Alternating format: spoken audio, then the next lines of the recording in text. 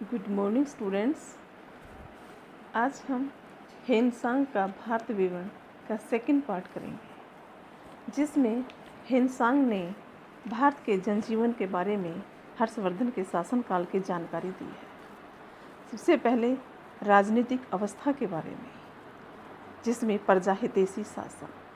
Hiuen Tsang हर्ष के शासनकाल से बहुत प्रभावित हुआ था। उनके अनुसार हर्ष का शासन उदार था।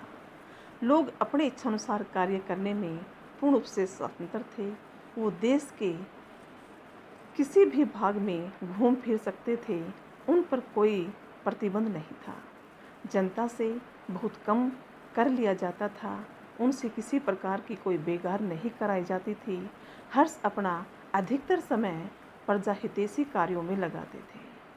हेनसांग लिखता है कि हर्षवर्धन के लिए दिन बहुत छोटा होता था। उसने दिन को 3 भागों में बांटा था। दिन का एक भाग शासन के मामलों में व्यतीत होता था और शेष 2 भाग धार्मिक कार्यों में व्यतीत होते थे।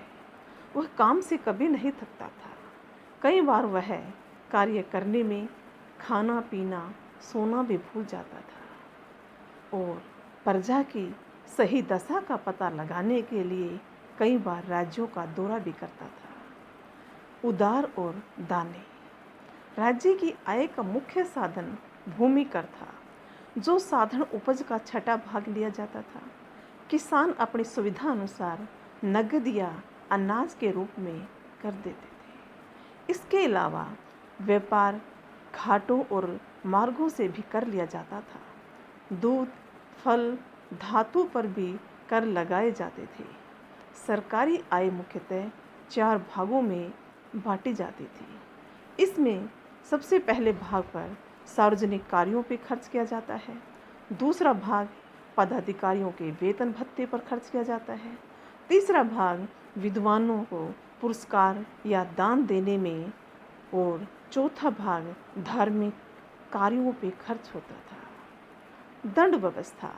हर्ष का दंड विधान बहुत कठोर था। सरकारी नियमों का उल्लंघन बहुत कम होता था। अपराध कम थे। राजद्रोह करने, सरकारी नियमों को तोड़ने वालों को मृत्युदंड या आजीवन कारावास दिया जाता था। सामाजिक नियम तोड़ने वालों, व्यभिचार करने वालों को नाक, कान, हाथ, पैर काट लेना उनकी दंड व्यवस्था में था। साधारण अपराध के लिए जुर्माना लगाया जाता था। अपराधी अपने को निर्दोष साबित करने के लिए उसको अग्नि, जल और विष की परीक्षा से भी गुजरना पड़ता था। असुरक्षित सड़कें। हेनसांग लिखता है कि यद्यपि अपराधी वर्ग बहुत कम था या बहुत छोटा था, लेकिन राजपथ और जल मार्ग सुरक्षित नहीं थे। हमेशा लुटेरों का भय बना रहता था। वह लिखता है कि मध्य भारत के जंगलों में यात्रा करते हुए उसे 2 बार डाकुओं ने लूटा था। एक बार तो उसके कपड़े भी उतरवा लिए थे। लेकिन जैसे हम इसके पीछे वाले चैप्टर में गुप्त काल में पढ़ के आए हैं, वहाँ हमने देखा था बच्चों कि गुप्त काल में अपराध बहुत कम होते थे, चोरियाँ नहीं होते थे और एक बुजुर्ग स्त्री भी गहनों की गठरी लेके ने जंगल में से आराम से गुजर सकती थी। लेकिन इस समय ऐसी स्थिति नहीं थी। अभिलेख विभाग। हेनसांग लिखता है, हर्ष के शासनकाल की प्रत्येक महत्वपूर्ण घटना का सरकारी रिकॉर्ड रखा जाता था। इसके लिए अलग से एक अभिलेख विभाग की स्थापना की गई थी, जिसके लिए अलग अलग अधिकारी नियुक्त किए गए थे। सेना। हेनसांग ने हर्ष की सैनिक शक्ति का वर्णन करते हुए लिखा है कि अपने राज्य की सीमाएं बढ़ाकर उसने अपनी सैन्य शक्ति में भी वृद्धि की। हाथी सेना की संख्या बढ़ाकर अब 60,000 और घुड़सवार सेना की संख्या 1 लाख कर दी थी। युद्ध में रथ का प्रयोग अब न के बराबर था। सैनिक तलवार, बर्छी, ढाल लेकर युद्ध करते थे। वे कवच और शीर्षधारण भी धारण करते थे। वह लिखता है कि सेना के लिए कश्मीर से घोड़े मंगवाए जाते थे। मंत्री परिषद। हेनसांग ने अपने विवरण में एक जगह मंत्री परिषद की भी चर्चा की है। वह लिखता है कि सम्राट के शासन कार्यों में मंत्री परिषद उसकी सहायता करती थी। राज्यवर्धन के समय हम कहें भंडे उसका प्रधानमंत्री था। हेनसांग कहता है कि वेतन नहीं मिलता था, उन्हें भूमि का कुछ टुकड़ा या खंड दे दिया जाता था, लेकिन सैनिक पदाधिकारियों को नगद वेतन दिया जाता था। हेनसांग के यात्रा विवरण से हम आगे की जानकारी प्राप्त करेंगे। सामाजिक अवस्था के बारे में, जाति प्रथा। हेनसांग ने लिखा है उस समय भी वर्ण व्यवस्था विद्यमान थी। साधारणतः उस समय ब्राह्मण, क्षत्रिय, वैश्य और शूद्र के अलावा पांचवें मिश्रित जाति की भी चर्चा हेनसांग ने की है। समतः उपजातियों को उसके मिश्रित जातियां बना दिया गया था कि जो उस समय बहुत ज़्यादा उपजातियां थी उनसे मिश्रित जातियां बना दी गई थी। ब्राह्मण अपने सदाचार और धर्म के लिए प्रसिद्ध थे। क्षत्रिय शासन करते थे, इस जाति में सदाचार और दया के भाव होते थे। वैश्य देश विदेश में व्यापार करते थे। शूद्र वर्ग खेती करता था। प्रत्येक मिश्रित जाति में कुछ निषाद, पुकास इत्यादि भी थे। कसाई, मछुआरे, भंगी, नट आदि इस समय अछूत समझे जाते थे। वो गांव और नगरों के बाहर निवास करते थे। उनके घरों पर पहचान के लिए चिन्ह लगाए जाते थे। सामाजिक अवस्था में हम विवाह के बारे में देखेंगे। वैवाहिक संबंध प्राय सुवर्ण लोगों में ही होते थे। अंतरजातीय विवाह में वह अनुलोम प्रतिलोम विवाह की भी चर्चा की गई है।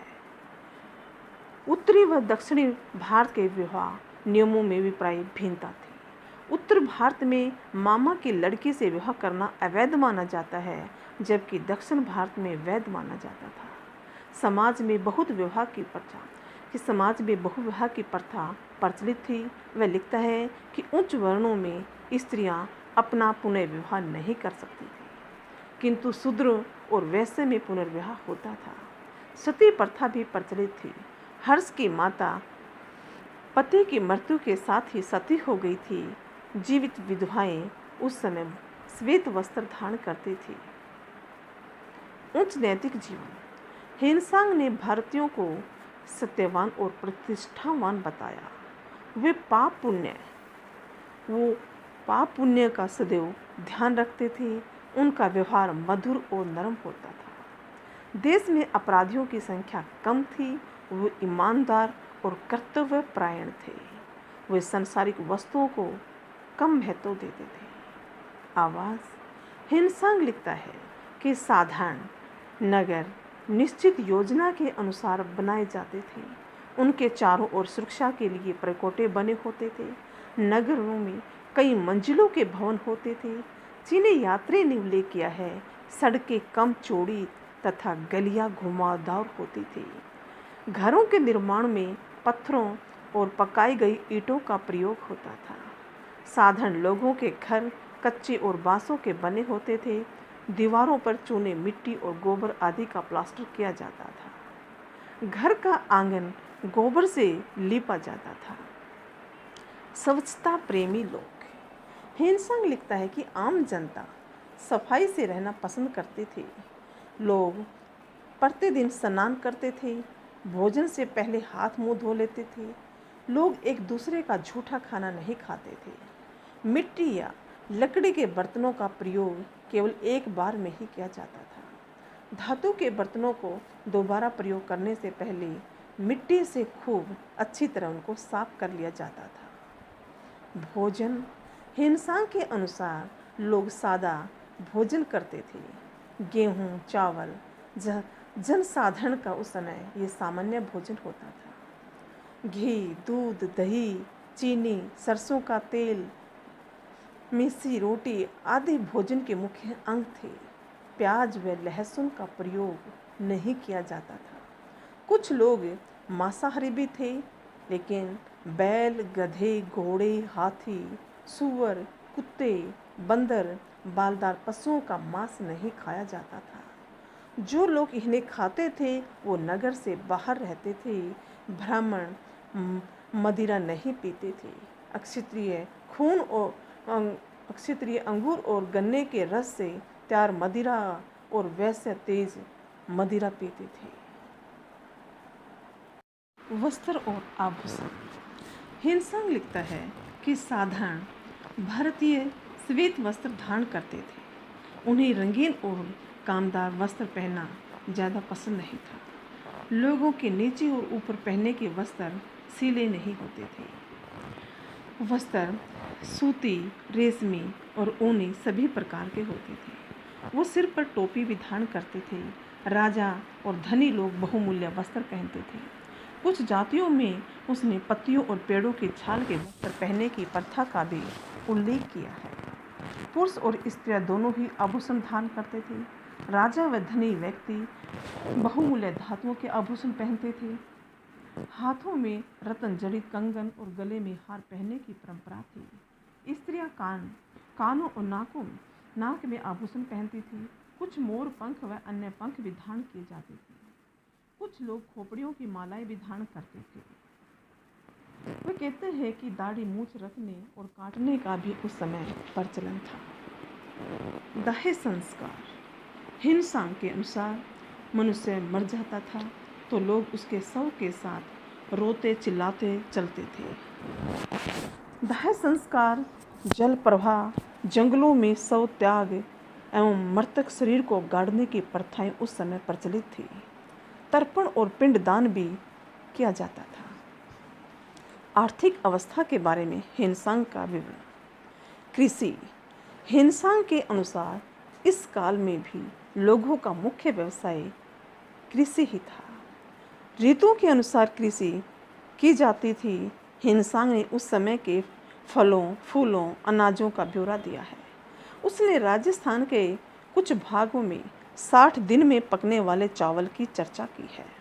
मगध में सुगंधित चावलों के उत्पादन की भी चर्चा की है। पंजाब से लेकर मथुरा तक की भूमि को उस समय अत्यधिक उपजाऊ बताया गया है। गेहूं, जौ, सरसों, फलों और दालों का भी उस समय उल्लेख किया गया है। उद्योग। हिनसांग ने उद्योगों में वस्त्र उद्योग को सबसे महत्वपूर्ण बताया है। वस्त्र उद्योग के अलावा धातु उद्योग भी इस समय मुख्य प्रसिद्ध था, जिसमें मूर्तियां, आभूषण, घरेलू वस्तुएं आदि का कार्य प्रचलित था। लकड़ी का कार्य, प्रस्तर कला आदि का भी कार्य लोग इस समय करते थे। व्यापार। हिनसांग के अनुसार इस समय देश का व्यापार वैश्य वर्ग के हाथों में था। देश में बड़ी बड़ी व्यापारिक मंडियां थी। पूर्वी व पश्चिमी तटों पर कई प्रसिद्ध बंदरगाह थे जिनसे विदेशी व्यापार होता था। पूर्वी तट से लंका और हिंद चीन के साथ व्यापार होता था। आंतरिक व्यापार के लिए देश की मंडियां चौड़ी सड़कों द्वारा एक दूसरे से जुड़ी हुई थी। हिनसांग ने देश के बहुमूल्य रत्नों, सोने, चांदी, तांबे आदि के खानों का भी उल्लेख किया है। भारत से विदेशों को चंदन की लकड़ी, जड़ी बूटियां, गरम मसाले, कपड़े, अन्य वस्तुएं भी निर्यात की जाती थी। भारत में घोड़े, हीरा व हाथी दांत का आयात किया जाता था। हिनसांग ने स्वर्ण मुद्राओं का भी कई जगह उल्लेख किया है। धार्मिक जीवन के बारे में, धार्मिक अवस्था के बारे में। बौद्ध धर्म। हिनसांग ने भारत को बौद्ध धर्म की दृष्टि से देखा, इसलिए उसे भारत में बौद्ध धर्म अधिक सरल दिखाई दिया था। लेकिन उसके विवरणों से जाना गया है कि यह काल भारत में बौद्ध धर्म की अवनति का काल था। इस समय हिनसांग ने कहा कि बौद्ध धर्म के प्रसिद्ध स्थल कपिलवस्तु, कुशीनगर, वैशाली, पाटलिपुत्र, यहाँ बने विहार व स्तूप इस समय तक उजड़ चुके थे। उसने भारत में उस समय बौद्ध धर्म की 18 शाखाओं के टूटने का भी उल्लेख किया है। इनमें महायान अधिक लोकप्रिय थी। उसने बौद्ध धर्म के 5000 विहारों को देखने की भी चर्चा की है। वास्तव में इस समय वैदिक धर्म ने बौद्ध धर्म को आत्मसात कर लिया था कि अपने में मिला लिया था। बौद्ध धर्म के केंद्र पूर्वी भारत की ओर खिसक रहे थे। हिंदू धर्म। हेनसांग ने भारत को ब्राह्मणों का देश कहा, जिससे अनुमान लगाया जा सकता है कि हिंदू धर्म अपनी उन्नत अवस्था में था। यद्यपि इस समय बौद्ध धर्म की तरह हिंदू धर्म भी अनेक संप्रदायों में विभक्त हो गया था। हेनसांग लिखता है कि कुछ मोर पंख धारण करते थे, कुछ मुंडमाल द्वारा अपने को अलंकृत करते थे, कुछ बिल्कुल नंगे रहते हैं, कुछ अपने शरीर को घास फूस से ढक लेते हैं, कुछ बालों को उखाड़ते हैं, मूँछों को कटवाते हैं, कुछ सिर के बालों में जटा बना लेते हैं, कुछ सिर पर वर्ताकार चोटी रखते हैं कि यह विवरण विभिन्न हिंदू संप्रदायों को दर्शाता है। हिंदू धर्म में शैव, कापलिक, शाक्य, वैष्णव, सूर्य आदि की पूजा भी की जाती थी। समाज में यज्ञों का प्रचलन था। चीनी यात्री कहता है कि गंगा स्नान और दान आदि का भी महत्व था। प्रयाग के संगम का विशेष महत्व था। शिव, सूर्य और विष्णु की मूर्तियां मंदिरों में प्रतिष्ठित की गई थी। यज्ञ आदि का भी प्रचलन था। संस्कृत का खूब चलन था। चीनी यात्री इसकी उत्पत्ति ब्रह्मा से मानता है। जैन धर्म। हेनसांग ने कांची में अनेक जैन मंदिर देखे थे। वह वैशाली, पंडरुवर्धन समतट को जैन धर्म का केंद्र बतलाता है। जैन धर्म भी कई शाखाओं में बढ़ चुका था। उत्तर भारत से अब जैन धर्म दक्षिण भारत की तरफ पलायन कर रहा था, जहां इसे काफ़ी लोकप्रियता प्राप्त हुई। चालुक्य राजा पुलकेशियन ने भी जैन धर्म को आश्रय दे रखा था। धार्मिक सम्मेलन। हेनसांग ने हर्ष द्वारा 643 में आयोजित किए गए कन्नौज और प्रयोग में धार्मिक सम्मेलनों का विस्तार पूर्वक विवरण दिया है। कन्नौज सम्मेलन के माध्यम से हर्षवर्धन महायान के सिद्धांतों का प्रचार करना चाहता था। हर्ष के निमंत्रण पर इस सम्मेलन में 18 शासक, 3000 बौद्ध श्रमण, 3000 ब्राह्मण व जैन सन्यासी शामिल हुए थे। इस सम्मेलन की अध्यक्षता सुम हेनसांग ने की थी। 23 दिन चले इस सम्मेलन में खूब तर्क वितर्क हुआ, जिसमें अंत में हेनसांग की विजय हुई। इस सम्मेलन में चीनी यात्री द्वारा बौद्ध धर्म की श्रेष्ठता साबित की गई। हर्ष ने इसे सर्वश्रेष्ठ धर्म घोषित कर दिया था। कुछ लोगों ने हर्ष और हेनसांग की हत्या का भी प्रयास किया। इस पर षड्यंत्रकारियों को देश निकाला दे दिया गया। कन्नौज अधिवेशन की समाप्ति पर हर्ष ने प्रयाग में अपना छठा पंचवर्षीय दान वितरण समारोह आयोजित किया। इस समारोह में अनेक राजाओं के अलावा 5 लाख लोग भी उपस्थित हुए थे। यह अधिवेशन 75 दिनों तक चला। इस सम्मेलन में हर्ष ने महात्मा बुद्ध, सूर्य, शिव की तथा अपने राजकोष से ब्राह्मणों, शर्मणों, बौद्ध भिक्षुओं, निग्रंथों, अनाथ लोगों को अपने पिछले 5 वर्षों में संचित सारा धन दान कर दिया था। उसने अपने शरीर के वस्त्र और आभूषण भी दान में दे दिए थे। अंत में अपनी बहन रासरी से कपड़े मांगकर उसने धारण किए थे। यह सम्मेलन हर्ष की धार्मिक सहनशीलता और दानशीलता पर प्रकाश डालता है। शिक्षा के संबंध में हर्ष के समय में भारतवर्ष अपनी विद्या, ज्ञान और साहित्य के लिए प्रसिद्ध था। बाहर के लोग भी अपनी ज्ञान प्राप्ति के लिए भारत आते थे। हिंदू, बौद्ध, जैन सभी शिक्षा का काफ़ी प्रचार था। प्रारंभिक शिक्षा ब्राह्मणों के घरों और मंदिरों में दी जाती थी। उन शिक्षा के लिए मठों में जाना पड़ता था। शिक्षा के इन मठों की तुलना आधुनिक विश्वविद्यालयों से की जा सकती है। प्रत्येक मठ अलग अलग विषयों में श्रेष्ठता रखता था कि जैसे तक्षशिला का मठ चिकित्सा शास्त्र के लिए, उज्जैन का मठ ज्योतिष विद्या के लिए, गया का मठ धर्म की शिक्षा के लिए प्रसिद्ध था। इस समय नालंदा विश्वविद्यालय, हेनसांग ने नालंदा को उस समय का सबसे बड़ा और प्रसिद्ध विश्वविद्यालय बताया।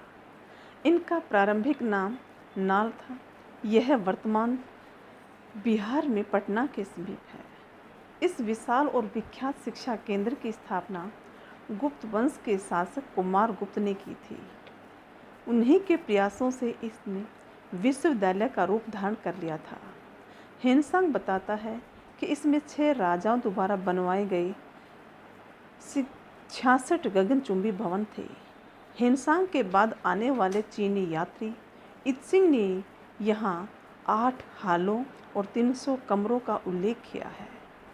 हेनसांग कहता है कि सम्राट हर्ष ने इस विश्वविद्यालय को 100 गांव दान में दिए थे। यहाँ पढ़ने वाले की छात्रों की संख्या 10,000 थी, जिनमें चीन, कोरिया, तिब्बत, लंका, मंगोलिया व दक्षिण पूर्व एशिया के देशों के विद्यार्थी यहाँ पढ़ने आते थे।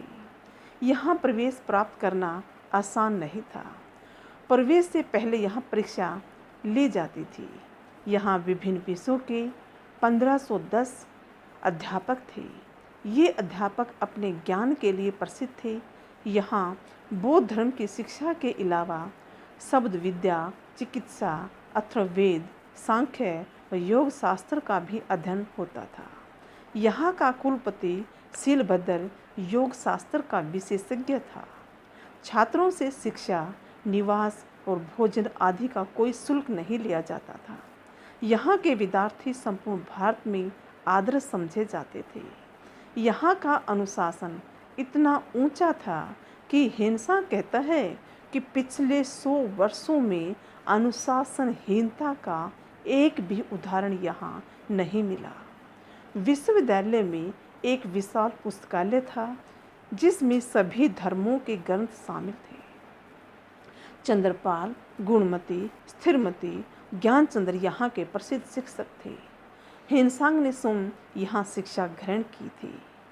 इस प्रकार भारतीय इतिहास में हेनसांग का योगदान बहुत ही महत्वपूर्ण है। उसके विवरणों से भारत की 7वीं सदी की घटनाओं की जानकारी हमें मिलती है। इस विवरण में काफ़ी हम खामियां भी देखते हैं, लेकिन हेनसांग का दृष्टिकोण बौद्ध धर्म की तरफ अधिक था। फिर भी तत्कालीन ऐतिहासिक घटनाओं पर प्रकाश डालने के साथ साथ प्राचीन ऐतिहासिक घटनाओं के साथ संपर्क स्थापित कर एक कड़ी का कार्य इनके विवरण के द्वारा किया गया है। हेनसांग के बाद दूसरा हमारे पास हर्षवर्धन की शासनकाल की जानकारी का जो स्रोत है वो है बाण का हर्षचरित्र। हर्ष के शासनकाल के बारे में जानने के लिए साहित्यिक बहुत सामग्री मिलती है। इसमें बाण द्वारा लिखित हर्षचरित्र मुख्य है। बाणभट्ट हर्ष के दरबार का एक प्रसिद्ध संस्कृत का विद्वान एवं गद्यकार था। हर्षचरित्र उसके द्वारा लिखे जाने वाला प्रथम ऐतिहासिक गद्य काव्य था। इस ग्रंथ में 9 आश्वास है। प्रथम 3 में बाण ने अपनी आत्मकथा लिखी है। शेष 5 में हर्षवर्धन का जीवन चरित्र लिखा है। इसमें हर्ष के पूर्वजों, हर्ष के प्रारंभिक जीवन, राज्यारोहण, सैनिक अभियानों के साथ साथ समकालीन भारत की राजनीतिक और संस्कृति पर भी प्रचुर मात्रा में प्रकाश डाला गया है। कादम्बरी भी बाणभट्ट की एक रचना थी। यह संस्कृत साहित्य का एक अच्छा उपन्यास है। इससे भी हर्षकालीन भारत की सामाजिक और धार्मिक स्थिति का ज्ञान हमें मिलता है। हर्ष की रचनाएं। हर्ष ने स्वयं भी 3 नाटक लिखे थे। ये हैं प्रियदर्शिका, नागानंद और रत्नावली। इनमें तत्कालीन समय की हमें बहुत सारी बातों की जानकारी मिलती है। पुरातात्विक स्रोत। हर्ष के शासनकाल के बारे में जानकारी के लिए हमारे पास उस काल के अभिलेख और सिक्के भी महत्वपूर्ण साधन हैं। इनमें 628 के बांसखेड़ा ताम्रपत्र से हमें हर्ष के दान, हर्षकालीन अनेक प्रदेशों व पदाधिकारियों के नाम, राज्यवर्धन की देवगुप्त पर विजय, गौड़ नरेश संसाक द्वारा उसकी हत्या की जानकारी मिलती है। 631 के मधुबन लेख से भी हमें हर्षवर्धन के शासन की जानकारी मिलती है, जिसमें उनकी दानशीलता के बारे में पता चलता है। चालुक्य नरेश पुलकेशिन द्वितीय के ऐहोल अभिलेख से हर्षवर्धन व पुलकेशिन के बीच होने वाले युद्ध का वर्णन मिला है। नालंदा और सोनीपत से प्राप्त मोहरों से भी हमें हर्ष की वंशावली का ज्ञान होता है। कि इस प्रकार हम हर्ष का इतिहास जानने के लिए हमारे पास बहुमात्रा में सामग्री है, जिससे हम हर्षवर्धन के शासनकाल की हर प्रकार की घटनाओं की जानकारी ले पाते हैं। हेनसांग ने हर्षवर्धन के शासन की राजनीतिक, सामाजिक, आर्थिक, धार्मिक, शिक्षा के बारे में वर्णन किया है, का उल्लेख बताया है कि कैसा उनका उस समय व्यवस्था थी। धन्यवाद।